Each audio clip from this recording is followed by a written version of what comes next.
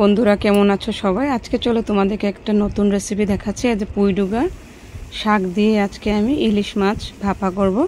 এটার জন্য নিয়েছি সর্ষা, কাঁচা লঙ্কা বাটা। চলো মাছগুলো ধুয়ে টুয়ে আমি সুন্দর করে ফ্রিজে রেখে দিয়েছি। দেখো মাছ এনেছিল, তো ধুয়ে টুয়ে আমি সুন্দর করে ফ্রিজে রেখে দিয়েছি। অনেকগুলো মাছ আছে, তো আমি কয়েকটা মাছ পিছিয়ে আমি বানাবো তোমাদেরকে দেখার জন্য যে কিভাবে তরকারিটা আমি বানাচ্ছি। এটা হলো ইলিশ মাছ ভাপা, কিন্তু একটু অন্যরকমভাবে। এই দেখো মাছের তেল রয়েছে, আর এই মাছগুলা ধুয়ে আমি সুন্দর করে রেখে দিয়েছি।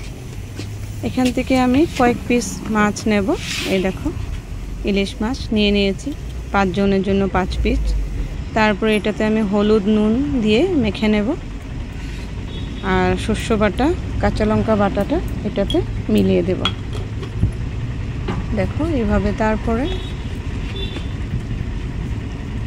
সবসময় ইলিশ মাছ আনলে আমি ওই ভাপাই বানাই, তবে আজকে ভাবলাম একটা নতুন করে বানাই। রেসিপিটা কেমন লাগবে খেতে দেখি, তো একটু অন্যরকমভাবে ভাবলাম বানিয়ে সবাইকে দেখাই।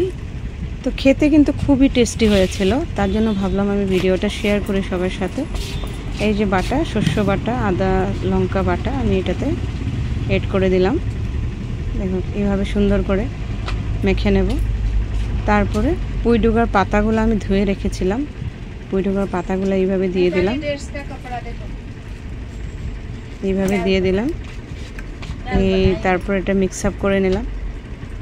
মিক্স আপ করে এটাতে একটু সর্ষে তেল দেব, মাস্টার্ড অয়েল। তো এটাতে আমি সর্ষে তেল দিয়ে একটু এড করে দিয়েছি। এটা একটু মেখে নেব। দেখো এইভাবে মানে প্রথম রেডি করে নেব। খুবই ইজি এই রেসিপিটা বানানোর জন্য, শুধু একটু রেডি করতে সময় লাগে, তারপরে একেবারে তাড়াতাড়ি হয়ে যায়। দেখো এইভাবে একটু পাতাগুলো মেখে নিচ্ছি, পাতাগুলো। তারপর একটা টিফিন বক্স নিয়ে নিলাম। টিফিন বক্সে এই মাছগুলো এইভাবে রেখে দেবো। একেবারে শস্য মানে ভাপা আমরা যেরকম বানাই, এটাতে আমি শুধু একটু নতুন হলো আমি পুঁইটুকা পাতাটা এড করেছি, আর বাকি সব সেম। তো এটাতে তারপরে আমি একটু দিয়ে দেব। দেখো এইভাবে পাতাগুলো দিয়ে দিলাম, শস্য বাটাটাও দিয়ে দিয়েছি। তারপরে এটাতে একটু লঙ্কা দিয়ে দেব, গোটা লঙ্কা। তারপরে আমি এটাতে দেব একটু সর্ষে তেল।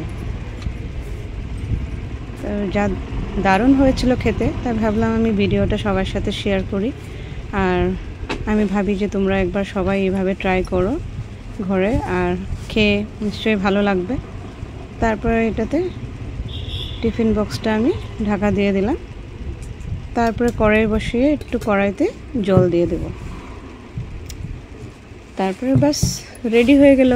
কড়াইতে জল দিয়ে এটা বসিয়ে দিলাম। তারপরে এটাকে আমি কম স্টিমে 20 মিনিট রান্না করব। দেখো এইভাবে 20 মিনিট এটাকে রান্না করব। বাস হয়ে গেল রেডি ইলিশ ভাপা। কেমন লেগেছে তোমাদের? এই বানিয়ে নিশ্চয়ই ট্রাই করবে ঘরে, আর আমাকে নিশ্চয়ই জানাও কেমন লাগলো খেতে।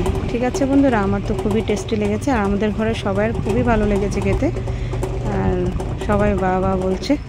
তো দেখো এইভাবে এখন আমি টিফিন বক্সটা খুলতে পারছি না, তো আস্তে ধীরে করে খুললাম। দেখো কি যে সুন্দর হয়েছে না কালারটা, ঠিকই না বন্ধুরা বলো? তো এইভাবে সবাই ট্রাই করবে, আর আমাকে নিশ্চয়ই জানাইও কমেন্টসে কেমন লাগলো আমার ইলিশ মাছ ভাপাটা পুঁই শাক দিয়ে। ঠিক আছে বন্ধুরা, টাটা, ভালো থেকো সবাই, সুস্থ থেকো।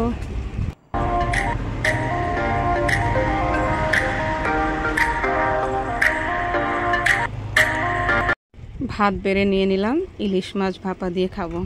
ঠিক আছে বন্ধুরা, খুব টেস্টি হয়েছে।